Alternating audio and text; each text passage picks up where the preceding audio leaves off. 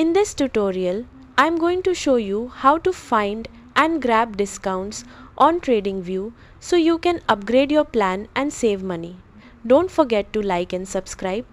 First, open TradingView and make sure you're logged into your account. Once you're inside, click on your profile icon in the top corner to access your account area. From here, go into Settings and then open the Billing section. This is where you can see your current plan, payment details, and any available offers. Now look around the billing page, especially near the top right side. If there's an active promotion, you'll usually see a highlighted banner or discounted pricing shown clearly. Click on it to view the available deals. You'll often find big discounts during seasonal sales like Black Friday or New Year, sometimes offering up to half off or more on annual plans. These deals don't last long, so if you see one, it's a good idea to grab it before it expires.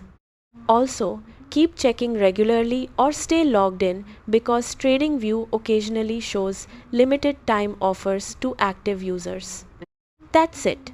Now you know how to get a discount on TradingView and save money on your subscription. Subscribe for more quick tutorials.